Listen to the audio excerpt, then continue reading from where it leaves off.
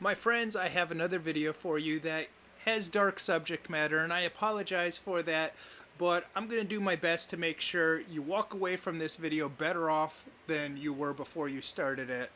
Now, it's been in the news that actor Ron Ely, who played Tarzan on TV in the 1960s, his 30-year-old son murdered his wife. Not only murdered his wife, but also tried to blame the murder on the dad. So, you might be a parent, you might not be a parent yet, but certainly as a father, anyone that's a parent will understand this is a story that really touches you. I was talking to my wife about it last night, and I said, geez, let's hope that doesn't happen to us. And she said, you should never say something like that. You shouldn't speak like that. And my wife is very right. She's a smart lady, and she understands that the words that we speak have power to them. But I'm going to give you a key concept that I was going to introduce in later videos, but I'll talk about it in other videos in the future too and expound upon it. But I'll give you a key concept of why you can have some negative thoughts and be okay, and even speak about some things that are not good things, and still be totally fine from it and have very minimal effects from it. Especially if you're talking about things because you're looking at a situation like this in a very realistic way about reality, and you're trying to prevent possible future problems that could come up. You're trying to address them before they even come up. But Earl Nightingale said, the strangest secret is you become what you think about most of the time. I'll repeat that. According to Earl Nightingale, the strangest secret is you become what you think about most of the time. Now, what did Earl Nightingale say is the strangest secret? Say it out loud. You become what you think about most of the time. Now, you can have the good news of this is you can have some bad thoughts. You can even say some bad things from time to time, and it's going to have a very minimal influence and effect over you, because you don't become what you think about. You become what you think about most of the time. So there you go. That's the good news of all this. So let's talk about this story now. This is a kid, a 30-year-old. I'll just try and shrink myself here and take a look at it. This is their 30-year-old son, the couple's 30-year-old son. And here it is. This is a guy that he supposedly went to one of the best private high schools in all of America. Then when he graduated, he attended Harvard University, and he was the quarterback of the football team. 6'5", blonde hair, great genetics for both intelligence and athleticism, obviously. The dad, I believe, was a pro football player. Not only does he have great genetics for his height, his athleticism, his intelligence, his looks, whatever. Look at the house that his parents have. These people have money. So there you go. He stabbed his mother to death and then tried to blame the father. And this kind of touched me, not just as a parent, but this summer when I went on vacation in the United States. This show, Tarzan, from the 60s, starring Ron Ely, it was playing on TV, and I watched some episodes. I even watched some episodes with my father. My father's a massive fan of Tarzan. His favorite version of Tarzan is the Gordon Scott Tarzan films. But he also likes the Ron Ely version.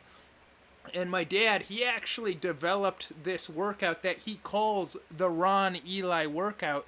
And the idea behind this is a workout program that my father developed with the idea that if he was Ron Ely's personal trainer while he was doing this TV show, or if he was training another actor doing something similar, this is a workout tailored to them and their needs. And if you're an actor doing a TV show, you're busy shooting all day, you maybe don't have a lot of time to train. So he developed this very special workout that an actor can do and fit in their schedule, and it doesn't take too much time, but it still gives them what they need for when they have to strip down and get in that loincloth and still look good. So he was telling me all about his Ron Ely workout. So I'm going to be talking about this story with my dad this weekend. But back to the story.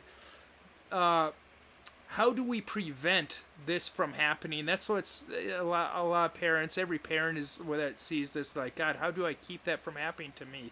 And I think the best solution is, and I'm not trying to convert you guys over to a religion or anything like that. I'm just sharing what works for me. I was listening to Phil Robertson's Unashamed podcast on the Phil Robertson YouTube channel, and in one of the recent episodes, he posed the question, out of all the people that are committing murders, whether they're shooting people or they're stabbing people or however, out of all these murderers out there, how many of them are God-fearing people and trying to live a godly life? Well, obviously the answer to that is none of them, most likely. And of course, we don't know all the circumstances, like could there be mental health, drugs involved, like in this particular case with this son. But I think that old Phil Robertson was onto something. You have to truly try and live a godly life, and the parents can be hugely influential on the children, and the best way to do that, quite frankly, I think, is by learning from example. Especially sons, the way they look at their dads, they really take everything their fathers do and say to heart. So you have to be careful about what kind of influence you're having over your kid. You try and be a good influence. Now, the mind has amazing powers, and many people don't realize just what our minds are capable of. And when people often come across someone like me that might enlighten them on mental powers, they say things like, well, if it's true that the mind is so powerful, why can't you bend steel bars with your mind? Or why can't you get elected president or something like that? Well, quite frankly, it doesn't work that way. We have incredible mental powers, but ultimately we only control ourselves. We cannot mentally control someone else. And someone like Hillary Clinton is well versed in these techniques, but she can't get elected president. Why? Because she doesn't mentally control the voters, the people of middle America that do not want to vote for her, that don't like her. She can't control them. Now, even though we can't control people with our minds, and the good news is they can't control us, we can influence others, and we can be influenced by others, certainly. So keep that in mind and try and be a good influence to other people, especially your children, and also be aware of the situations where you're being influenced by people around you, even the TV shows you watch, the movies you watch, the music you listen to, the people you hang out with and talking to, those are all an influence on you, and you have to be very aware of these things. Now, the other thing I want to bring up, if you're a parent, you probably have a deep concern, much as I have now, with my baby son over in the next room. It's so cute because earlier today you can see he's very close to being able to speak, and he was trying to talk. He's forming syllables, and he's having a conversation with me and the mom earlier today. It was so adorable in terms of he's trying to speak and he's doing his little baby talk, but he's not quite there yet, but you can tell he's going to start speaking soon, this little guy. But my concern as a parent, I'm sure it's the same for most of you, is, geez, am I doing enough to provide for my kid? Well, you look at this kid. This is the good news. You look at this kid. This is a kid that had all the advantages, both genetically and financially, and he went to the best schools in the world, Harvard, and his high school was supposed to be this impressive high school, top-notch. But yet, look at what happened. He ended up perpetrating the most evil thing that you can really imagine someone doing. So it's kind of refreshing, and it reminds us that to be a good parent, you don't have to provide everything and be able to give your kid all the best advantages. In fact, that can work against you. Even look at Arnold Schwarzenegger and his children. The children from his wife that grew up in his house, look at them. Nothing. I'm not trying to insult them. I'm not trying to say they need to be like their dad. It's probably better in some ways they're not like their father. But I think they had very soft upbringings. One of his kids, one of his sons, seems really fat.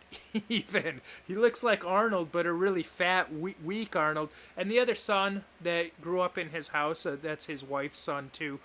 He's just a skinny guy, and there's nothing wrong with that. But I'm just saying. And then you look at his kid that doesn't carry his last name. His kid that he denied his entire, at least into his teens, that he denied even having. This kid takes after him the most in terms of the good qualities. Hopefully not the bad qualities of Arnold, but you can see he's got the body, he's got the looks. He really you can tell he's his father's son in terms of the good qualities, anyways, that Arnold has. And his sons that carry his last name grew up in his house, had all the advantages, had a mom that's from the freaking Kennedy family. They're not like that. But they grew up with the advantages, and this other kid that was denied, it really shows in him, and I think in a way that was his advantage. So we must remember not to worry too much, and it can be a blessing that sometimes we can't provide all the advantages we want to provide to our children. So my friends, I hope that this helps reassure you. Like I said, you can't control your children, and the bottom line is, even if you provide a very godly, wholesome upbringing for them, much like what I had, when they get to college and they go off their own, they're probably going to start doing some things their own way. But that's where it comes in that, hey, you can't control them even if you really want to. The most we can hope for is to influence our children in a positive way. But don't worry too much, and you can check out the other videos on this channel. And my friends, after you watch these videos, I want you walking away better than before you started watching them. After you watch my videos, may you never be the same. Okay, God bless, my friends.